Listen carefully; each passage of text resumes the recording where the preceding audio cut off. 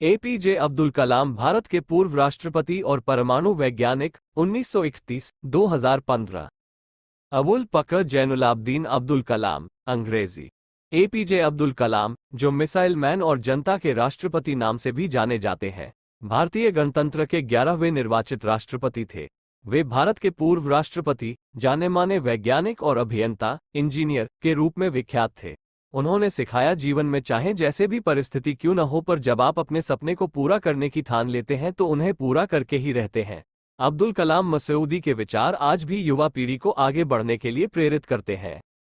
सामान्य तथ्य: प्रधानमंत्री, उपराष्ट्रपति, इन्होंने मुख्य रूप से एक वैज्ञानिक और विज्ञान के व्यवस्थापक के रूप में 4 दशकों तक रक्षा अनुसंधान एवं विकास संगठन (डीआरडीओ) और भारतीय अंतरिक्ष अनुसंधान संगठन (इसरो) संभाला व भारत के नागरिक अंतरिक्ष कार्यक्रम और सैन्य मिसाइल के विकास के प्रयासों में भी शामिल रहे। इन्हें बैलिस्टिक मिसाइल और प्रक्षेपण यान प्रौद्योगिकी के विकास के कार्यों के लिए भारत में मिसाइल मैन के रूप में जाना जाता है। इन्होंने 1974 में भारत द्वारा पहले मूल परमाणु परीक्षण के बाद से दूसरी बार 1998 में भारत के पोखरान द्वितीय परमाणु परीक्षण में एक निर्णायक, संगठनात्मक, तकनीकी और राजनैतिक भूमिका निभाई। कलाम सत्तारूढ़ भारतीय जनता पार्टी व विपक्षी भारतीय राष्ट्रीय कांग्रेस दोनों के समर्थन के साथ 2002 में भारत के राष्ट्रपति चुने गए। 5 वर्ष की अवधि की सेवा के बाद वो शिक्षा, लेखन और सार्वजनिक सेवा के अपने नागरिक जीवन में लौट आए। इन्होंने भारत रत्न, भारत के सर्वोच्च नागरिक सम्मान सहित कई प्रतिष्ठित पुरस्कार प्राप्त किए। प्रारंभिक जीवन: 15 अक्टूबर 1931 को धनुषकोडी गांव, रामेश्वरम, तमिलनाडु में एक मध्यम वर्ग मुस्लिम अंसार परिवार में इनका जन्म हुआ। इनके पिता जैनुलाब्दीन न तो ज्यादा पढ़े लिखे थे, न ही पैसे वाले थे। इनके पिता मछुआरों को नाव किराए पर दिया करते थे। अब्दुल कलाम संयुक्त परिवार में रहते थे। परिवार की सदस्य संख्या का अनुमान इस बात से लगाया जा सकता है कि यह स्वयं 5 भाई एवं 5 बहन थे और घर में 3 परिवार रहा करते थे। अब्दुल कलाम के जीवन पर इनके पिता का बहुत प्रभाव रहा। वे भले ही पढ़े लिखे नहीं थे, लेकिन उनकी लगन और उनके दिए संस्कार अब्दुल कलाम के बहुत काम आए। 5 वर्ष की अवस्था में रामेश्वरम की पंचायत के प्राथमिक विद्यालय में उनका दीक्षा संस्कार हुआ था। उनके शिक्षक यादुराई सोलोमन ने उनसे कहा था कि जीवन में सफलता तथा अनुकूल परिणाम प्राप्त करने के लिए तीव्र इच्छा, आस्था, अपेक्षा, इन 3 शक्तियों को भलीभांति समझ लेना और उन पर प्रभुत्व स्थापित करना चाहिए। 5वीं कक्षा में पढ़ते समय उनके अध्यापक उन्हें पक्षी के उड़ने के तरीके की जानकारी दे रहे थे, लेकिन जब छात्रों को समझ नहीं आया तो अध्यापक उनको समुद्र तट ले गए, जहां उड़ते हुए पक्षियों को दिखाकर अच्छे से समझाया। इन्हीं पक्षियों को देखकर कलाम ने तय कर लिया कि उनको भविष्य में विमान विज्ञान में ही जाना है।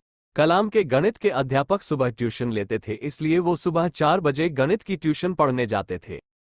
अब्दुल कलाम ने अपनी आरंभिक शिक्षा जारी रखने के लिए अखबार वितरित करने का कार्य भी किया था।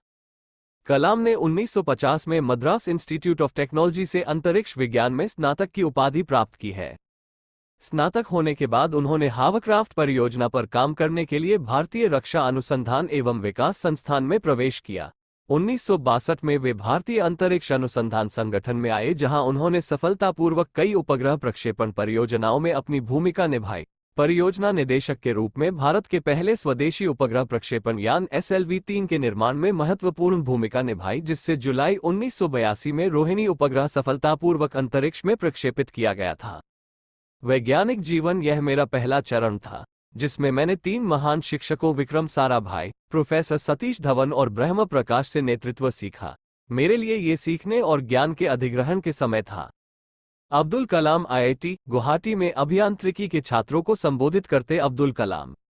एपीजे अब्दुल कलाम राष्ट्र को संबोधित करते हुए 1972 में वे भारतीय अंतरिक्ष अनुसंधान संगठन से जुड़े। अब्दुल कलाम को परियोजना महानिदेशक के रूप में भारत का पहला स्वदेशी उपग्रह SLV तृतीय प्रक्षेपास्त्र बनाने का श्रेय हासिल हुआ। 1980 में इन्होंने रोहिणी उपग्रह को पृथ्वी की कक्षा के निकट स्थापित किया था। इस प्रकार भारत भी अंतर्राष्ट्रीय अंतरिक्ष क्लब का सदस्य बन गया। इसरो लॉन्च व्हीकल प्रोग्राम को परवान चढ़ाने का श्रेय भी इन्हें प्रदान किया जाता है। कलाम ने स्वदेशी लक्ष्य भेदी नियंत्रित प्रक्षेपास्त्र गाइडेड मिसाइल्स को डिजाइन किया। इन्होंने अग्नि एवं पृथ्वी जैसे प्रक्षेपास्त्रों को स्वदेशी तकनीक से बनाया था। कलाम जुलाई 1992 से दिसंबर 1999 तक रक्षा मंत्री के विज्ञान सलाहकार तथा सुरक्षा शोध और विकास विभाग के सचिव थे। उन्होंने रणनीतिक प्रक्षेपास्त्र प्रणाली का उपयोग आग्नेयास्त्रों के रूप में किया। इसी प्रकार पोखरण में दूसरी बार परमाणु परीक्षण भी परमाणु ऊर्जा के साथ मिलाकर किया। इस तरह भारत ने परमाणु हथियार के निर्माण की क्षमता प्राप्त करने में सफलता अर्जित की। कलाम ने भारत के विकास स्तर को 2020 तक विज्ञान के क्षेत्र में अत्याधुनिक करने के लिए एक विशिष्ट सोच प्रदान की। ये भारत सरकार के मुख्य वैज्ञानिक सलाहकार भी रहे। 1982 में वे भारतीय रक्षा अनुसंधान एवं विकास संस्थान में वापस निदेशक के तौर पर आए और उन्होंने अपना सारा ध्यान गाइडेड मिसाइल के विकास पर केंद्रित किया। अग्नि मिसाइल और पृथ्वी मिसाइल का सफल परीक्षण का श्रेय काफी कुछ उन्हीं को है। जुलाई 1992 में वे भारतीय रक्षा मंत्रालय में वैज्ञानिक सलाहकार नियुक्त हुए। उनकी देखरेख में भारत ने 1998 में पोखरण में अपना दूसरा सफल परमाणु परीक्षण किया और परमाणु शक्ति से संपन्न राष्ट्रों की सूची में शामिल हुआ। राष्ट्रपति निर्वाचित हुए थे। इन्हें भारतीय जनता पार्टी समर्थित एनडीए घटक दलों ने अपना उम्मीदवार बनाया था, जिसका वाम दलों के अलावा समस्त दलों ने समर्थन किया।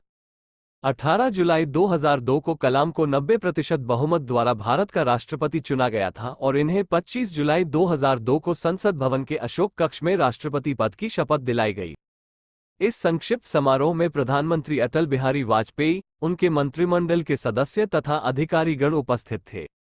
इनका कार्यकाल 25 जुलाई 2007 को समाप्त हुआ। अब्दुल कलाम व्यक्तिगत जिंदगी में बेहद अनुशासन प्रिय थे। ये शाकाहारी थे। इन्होंने अपनी जीवनी विंग्स ऑफ फायर भारतीय युवाओं को मार्गदर्शन प्रदान करने वाले अंदाज में लिखी है। इनकी दूसरी पुस्तक guiding souls dialogues of the purpose of life आत्मिक विचारों को उद्घाटित करती है। इन्होंने तमिल भाषा में कविताएं भी लिखी हैं। ये भी ज्ञात हुआ है कि दक्षिणी कोरिया में इनकी पुस्तकों की काफी मांग है और वहां इन्हें बहुत अधिक पसंद किया जाता है। 2000 वर्षों के इतिहास में भारत पर 600 वर्षों तक अन्य लोगों ने शासन किया है। यदि आप विकास चाहते हैं तो देश में शांति की स्थिति होना आवश्यक है और शांति की स्थापना शक्ति से होती है। इसी कारण प्रक्षेपास्त्रों को विकसित किया गया ताकि देश शक्ति संपन्न हो। अब्दुल कलाम आईएनएस सिंधु रक्षक पर तत्कालीन भारतीय राष्ट्रपति कलाम। यूं तो अब्दुल कलाम राजनीतिक क्षेत्र के व्यक्ति नहीं थे, लेकिन राष्ट्रवादी सोच और राष्ट्रपति बनने के बाद भारत की कल्याण संबंधी नीतियों के कारण इन्हें कुछ हद तक राजनीतिक दृष्टि से संपन्न माना जा सकता है। इन्होंने अपनी पुस्तक इंडिया 2020 में अपना दृष्टिकोण स्पष्ट किया है। ये भारत को अंतरिक्ष विज्ञान के क्षेत्र में दुनिया का सिरमौर राष्ट्र बनते देखना चाहते थे और इसके लिए इनके पास एक कार्य योजना भी थी। परमाणु हथियारों के क्षेत्र में ये भारत को सुपर पावर बनाने की बात सोचते रहे थे। वो विज्ञान के अन्य क्षेत्रों में भी तकनीकी विकास चाहते थे। कलाम का कहना था कि सॉफ्टवेयर का क्षेत्र सभी वर्जनाओं से मुक्त होना चाहिए ताकि अधिकाधिक लोग इसकी उपयोगिता से लाभान्वित हो सके। ऐसे में सूचना तकनीक का तीव्र गति से विकास हो सकेगा। वैसे इनके विचार शांति और हथियारों को लेकर विवादास्पद है। राष्ट्रपति दायित्व से मुक्ति के बाद बिजनौर में कलाम कार्यालय छोड़ने के बाद कलाम भारतीय प्रबंधन संस्थान शिलोंग, भारतीय प्रबंधन संस्थान अहमदाबाद, भारतीय प्रबंधन संस्थान इंदौर व भारतीय विज्ञान संस्थान बेंगलुरु के मानद फेलो व एक विजिटिंग प्रोफेसर बन गए। भारतीय अंतरिक्ष विज्ञान एवं प्रौद्योगिकी संस्थान तिरुवनंतपुरम के कुलाधिपति, अन्ना विश्वविद्यालय में एरोस्पेस इंजीनियरिंग के प्रोफेसर और भारत भर में कई अन्य शैक्षणिक और अनुसंधान संस्थानों में सहायक बन गए। उन्होंने बनारस हिंदू विश्वविद्यालय और अन्ना विश्वविद्यालय में सूचना प्रौद्योगिकी और अंतर्राष्ट्रीय सूचना प्रौद्योगिकी संस्थान हैदराबाद में सूचना प्रौद्योगिकी के क्षेत्र में पढ़ाया। मई 2012 में कलाम ने भारत के युवाओं के लिए एक कार्यक्रम भ्रष्टाचार को हराने के एक केंद्रीय विषय के साथ मैं आंदोलन को क्या दे सकता हूं का शुभारंभ किया। उन्होंने यहां तमिल कविता लिखने और वेन्नई नामक दक्षिण भारतीय स्ट्रिंग वाद्य यंत्र को बजाने का भी आनंद लिया। कलाम कर्नाटक भक्ति संगीत हर दिन सुनते थे और हिंदू संस्कृति में विश्वास करते थे। इन्हें 2003 व 2006 में MTV youth icon of the year के लिए नामांकित किया गया था। 2011 में आई हिंदी फिल्म आई एम कलाम में एक गरीब लेकिन उज्ज्वल बच्चे पर कलाम के सकारात्मक प्रभाव को चित्रित किया गया। उनके सम्मान में वो बच्चा छोटू, जो एक राजस्थानी लड़का है, खुद का नाम बदलकर कलाम रख लेता है। 2011 में कलाम की कुडनकुलम परमाणु संयंत्र पर अपने रुख से नागरिक समूहों द्वारा आलोचना की गई। इन्होंने ऊर्जा संयंत्र की स्थापना का समर्थन किया। इन पर स्थानीय लोगों के साथ बात नहीं करने का आरोप लगाया गया। इन्हें एक समर्थ परमाणु वैज्ञानिक होने के लिए जाना जाता है, पर संयंत्र की सुरक्षा सुविधाओं के बारे में इनके द्वारा उपलब्ध कराए गए आश्वासनों से नाखुश प्रदर्शनकारी इनके प्रति शत्रुतापूर्ण थे। निधन। मैं ये बहुत गर्वोक्ति पूर्वक तो नहीं कह सकता कि मेरा जीवन किसी के लिए आदर्श बन सकता है, लेकिन जिस तरह मेरी नियति ने आकार ग्रहण किया उससे किसी ऐसे गरीब बच्चे को सांत्वना अवश्य मिलेगी जो किसी छोटी सी जगह पर सुविधाहीन सामाजिक दशाओं में रह रहा हो। शायद यह ऐसे बच्चों को उनके पिछड़ेपन और निराशा की भावनाओं से विमुक्त होने में अवश्य सहायता करे। सूक्तिया। अब्दुल कलाम 27 जुलाई 2015 की शाम अब्दुल कलाम भारतीय प्रबंधन संस्थान शिलोंग में रहने योग्य ग्रह पर एक व्याख्यान दे रहे थे जब उन्हें जोरदार कार्डियक अरेस्ट, दिल का दौरा हुआ और ये बेहोश होकर गिर पड़े। लगभग 6:30 बजे गंभीर हालत में इन्हें बेथानी अस्पताल में आईसीयू में ले जाया गया और 2 घंटे के बाद इनकी मृत्यु की पुष्टि कर दी गई। अस्पताल के सीईओ जॉन साइलो ने बताया कि जब कलाम को अस्पताल लाया गया तब उनकी नब्ज और ब्लड प्रेशर साथ छोड़ चुके थे। अपने निधन से लगभग 9 घंटे पहले ही उन्होंने ट्वीट करके बताया था कि वो शिलोंग आईआईएम में लेक्चर के लिए जा रहे हैं। कलाम अक्टूबर 2015 में 84 साल के होने वाले थे। मेघालय के राज्यपाल वी षणमुखनाथन अब्दुल कलाम के हॉस्पिटल में प्रवेश की खबर सुनते ही सीधे अस्पताल में पहुंच गए। बाद में षणमुखनाथन ने बताया कि कलाम को बचाने की चिकित्सा दल की कोशिशों के बाद भी शाम 7:45 पर उनका निधन हो गया। अंतिम संस्कार। मृत्यु के तुरंत बाद कलाम के शरीर को भारतीय वायुसेना के हेलीकॉप्टर से शिलोंग से गुवाहाटी लाया गया, जहां से अगले दिन 28 जुलाई को पूर्व राष्ट्रपति एपीजे अब्दुल कलाम का पार्थिव शरीर मंगलवार दोपहर वायुसेना के विमान C-130J हरक्यूलिस से दिल्ली लाया गया। लगभग 12:15 पर विमान पालम हवाई अड्डे पर उतरा। सुरक्षा बलों ने पूरे राजकीय सम्मान के साथ कलाम के पार्थिव शरीर को विमान से उतारा। वहां प्रधानमंत्री नरेंद्र मोदी, राष्ट्रपति प्रणब मुखर्जी, दिल्ली के मुख्यमंत्री अरविंद केजरीवाल व तीनों सेनाओं के प्रमुखों ने इसकी अगवानी की और कलाम के पार्थिव शरीर पर पुष्पहार अर्पित किए। इसके बाद तिरंगे में लिपटे कलाम के पार्थिव शरीर को पूरे सम्मान के साथ एक गन कैरेज में रख उनके आवास 10 राजाजी मार्ग पर ले जाया गया। यहां पूर्व प्रधानमंत्री मनमोहन सिंह, कांग्रेस अध्यक्ष सोनिया गांधी, राहुल गांधी और उत्तर प्रदेश के मुख्यमंत्री अखिलेश यादव सहित अनेक गणमान्य लोगों ने इन्हें श्रद्धांजलि दी। भारत सरकार ने पूर्व राष्ट्रपति के निधन के मौके पर उनके सम्मान के रूप में 7 दिवसीय राजकीय शोक की घोषणा की। 29 जुलाई की सुबह वायुसेना के विमान C-130J से भारतीय ध्वज में लिपटे कलाम के शरीर को पालम एयरबेस पर ले जाया गया, जहां से इसे मदुरै भेजा गया। विमान दोपहर तक मदुरै हवाई अड्डे पर पहुंचा। उनके शरीर को तीनों सेनाओं के प्रमुखों और राष्ट्रीय व राज्य के गणमान्य व्यक्तियों, कैबिनेट मंत्री मनोहर पर्रिकर, वेंकैया नायडू, पॉन राधाकृष्णन और तमिलनाडु और मेघालय के राज्यपाल के रोसैया और वी षणमुखनाथन ने हवाई अड्डे पर प्राप्त किया। एक संक्षिप्त समारोह के बाद कलाम के शरीर को एक वायुसेना के हेलीकॉप्टर में मंडपम भेजा गया। मंडपम से कलाम के शरीर को उनके गृह नगर रामेश्वरम एक आर्मी ट्रक में भेजा गया। अंतिम श्रद्धांजलि देने के लिए उनके शरीर को स्थानीय बस स्टेशन के सामने एक खुले क्षेत्र में प्रदर्शित किया गया ताकि जनता उन्हें आखिरी श्रद्धांजलि दे सके।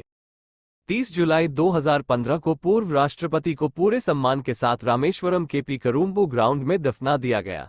प्रधानमंत्री मोदी, तमिलनाडु के राज्यपाल और कर्नाटक, केरल और आंध्र प्रदेश के मुख्यमंत्रियों सहित 3,50,000 से अधिक लोगों ने अंतिम संस्कार में भाग लिया।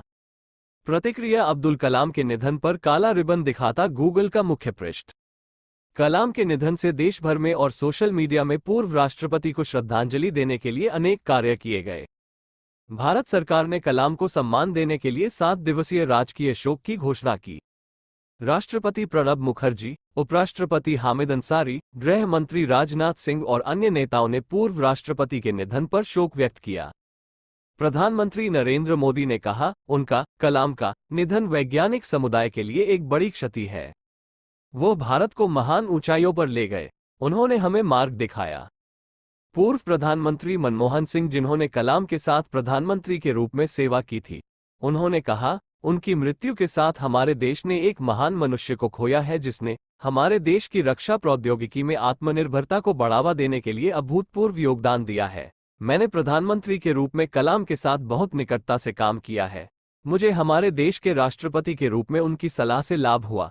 उनका जीवन और काम आने वाली पीढ़ियों तक याद किया जाएगा। दलाई लामा ने अपनी संवेदना और प्रार्थना व्यक्त की और कलाम की मौत को एक अपूरणीय क्षति बोला, अपना दुख व्यक्त किया। उन्होंने ये भी कहा, अनेक वर्षों में मुझे कई अवसरों पर कलाम के साथ बातचीत करने का मौका मिला। वो एक महान वैज्ञानिक, शिक्षाविद और राजनेता ही नहीं, बल्कि वे एक वास्तविक सज्जन थे, और हमेशा मैंने उनकी सादगी और विनम्रता की प्रशंसा की है। मैंने सामान्य हितों के विषयों की एक विस्तृत श्रृंखला पर हमारी चर्चाओं का आनंद लिया, लेकिन विज्ञान, अध्यात्म और शिक्षा के साथ मुख्य रूप से हमारे बीच चिंतन किया जाता था। दक्षिण एशियाई नेताओं ने अपनी संवेदना व्यक्त की और दिवंगत राजनेता की सराहना की। भूटान सरकार ने कलाम की मौत के शोक के लिए देश के झंडे को आधी ऊंचाई पर फहराने के लिए आदेश दिया और श्रद्धांजलि में 1000 मक्खन के दीपक की भेंट किए।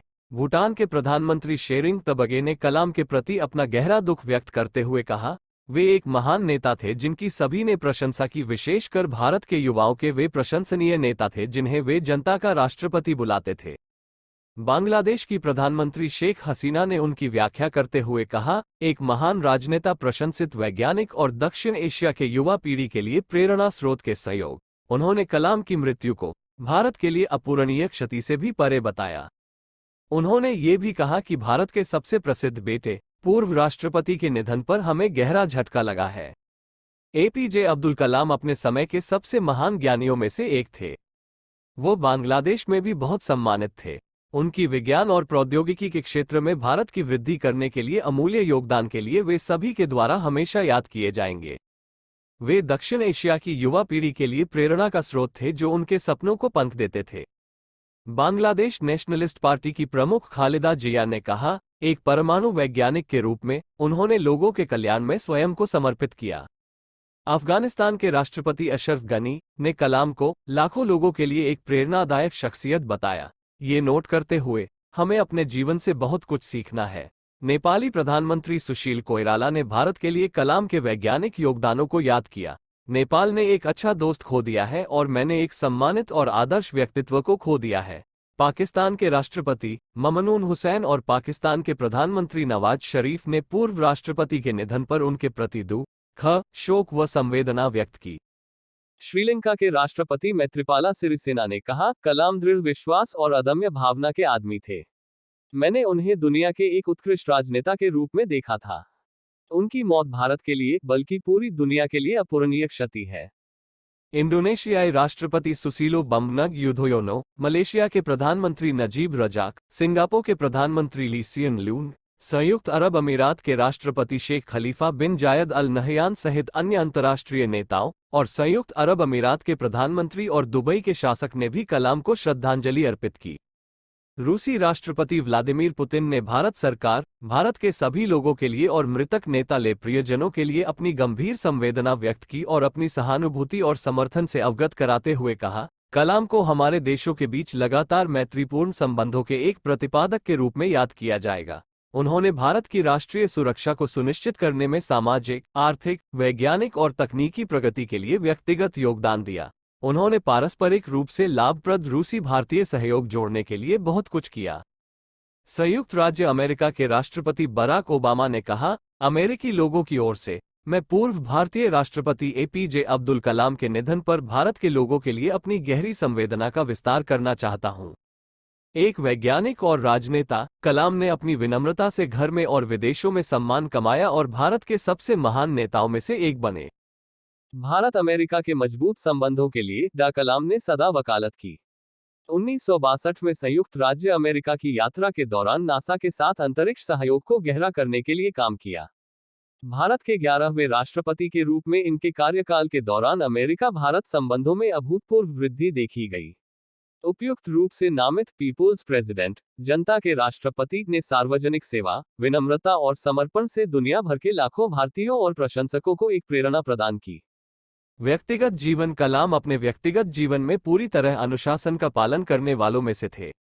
ऐसा कहा जाता है कि वे कुरान और भगवद गीता दोनों का अध्ययन करते थे। कलाम ने कई स्थानों पर उल्लेख किया है कि वे तिरुक्कुरल का भी अनुसरण करते हैं। उनके भाषणों में कम से कम एक कुरल का उल्लेख अवश्य रहता था। राजनीतिक स्तर पर कलाम की चाहत थी कि अंतर्राष्ट्रीय स्तर पर भारत की भूमिका का विस्तार हो और भारत ज्यादा से ज्यादा महत्वपूर्ण भूमिका निभाए। भारत को महाशक्ति बनने की दिशा में कदम बढ़ाते देखना उनकी दिली चाहत थी। उन्होंने कई प्रेरणास्पद पुस्तकों की भी रचना की थी और वे तकनीक को भारत के जनसाधारण तक पहुंचाने की हमेशा वकालत करते रहते थे। बच्चों और युवाओं के बीच डॉक्टर कलाम जी अत्यधिक लोकप्रिय थे। वह भारतीय अंतरिक्ष विज्ञान एवं प्रौद्योगिकी संस्थान के कुलपति भी थे। वे सदैव स्मित करते थे, चाहे वो दफ्तर का नौकर ही क्यों न हो, वे जीवन भर शाकाहारी रहे। किताबे कलाम ने साहित्यिक रूप से भी अपने विचारों को 4 पुस्तकों में समाहित किया है, जो इस प्रकार हैं: India 2020 a vision for the new millennium, my journey तथा ignited minds unleashing the power within India. इन पुस्तकों का कई भारतीय तथा विदेशी भाषाओं में अनुवाद हो चुका है। इस प्रकार यह भारत के एक विशिष्ट वैज्ञानिक थे, जिन्हें 40 से अधिक विश्वविद्यालयों और संस्थानों से डॉक्टरेट की मानद उपाधि प्राप्त हो चुकी है। सबसे उत्तम कार्य क्या होता है? किसी इंसान के दिल को खुश करना, किसी भूखे को खाना देना, जरूरतमंद की मदद करना, किसी दुखियारे का दुख हल्का करना और किसी घायल की सेवा करना। अब्दुल कलाम। कलाम साहब की प्रमुख पुस्तकें निम्नवत है: चिंतनपरक रचनाएं, ignited minds, unleashing the power within India, penguin books, 2003, ISBN 014302982 India my dream, excel books, 2004, ISBN 81-7446-350X Envisioning an Empowered Nation, Technology for Societal Transformation, Tata McGraw Hill प्रकाशन, 2004, ISBN 00705315444 आत्मकथात्मक रचनाएं, wings of fire, an autobiography of APJ Abdul Kalam, सह लेखक Arun Tiwari, Orient Longman, 1999, ISBN 8173711461 scientist to president, Gyan publishing house, 2003, ISBN 8121208076 my journey, मेरी जीवन यात्रा, प्रभात पेपरबैक्स, नई दिल्ली। जीवनी। अन्य लेखकों द्वारा कलाम की जीवनी अथवा जीवन के विविध पहलुओं पर पुस्तकें लिखी गई हैं, जिनमें कुछ प्रमुख निम्नवत है: eternal quest, life and times of doctor Abul Pakir Jainulabdeen Abdul Kalam S Chandrakrit, Pentagon publishers, 2002, ISBN 8186830553 president APJ Abdul Kalam R K Purti, Anmol publications, 2002, ISBN 8126113448 APJ Abdul Kalam, the visionary of India, K Bhushan एवं G Katyal, APH publishing corporation, 2002, ISBN 81-7648-380X पुरस्कार एवं सम्मान। कलाम के 79वें जन्मदिन को संयुक्त राष्ट्र द्वारा विश्व विद्यार्थी दिवस के रूप में मनाया गया था। इसके अलावा उन्हें लगभग 40 विश्वविद्यालयों द्वारा मानद डॉक्टरेट की उपाधियां प्रदान की गई थी। भारत सरकार द्वारा उन्हें 1981 में पद्म भूषण और 1990 में पद्म विभूषण का सम्मान प्रदान किया गया, जो उनके द्वारा इसरो और DRDO में कार्यों के दौरान वैज्ञानिक उपलब्धियों के लिए तथा भारत सरकार के वैज्ञानिक सलाहकार के रूप में कार्य हेतु प्रदान किया गया था। 1997 में कलाम साहब को भारत का सर्वोच्च नागरिक सम्मान भारत रत्न प्रदान किया गया, जो उनके वैज्ञानिक अनुसंधानों और भारत में तकनीकी के विकास में अभूतपूर्व योगदान हेतु दिया गया था। वर्ष 2005 में स्विट्जरलैंड की सरकार ने कलाम के स्विट्जरलैंड आगमन के उपलक्ष्य में 26 मई को विज्ञान दिवस घोषित किया। नेशनल स्पेस सोसाइटी ने वर्ष 2013 में उन्हें अंतरिक्ष विज्ञान संबंधित परियोजनाओं के कुशल संचालन और प्रबंधन के लिए वॉन ब्राउन अवार्ड से पुरस्कृत किया।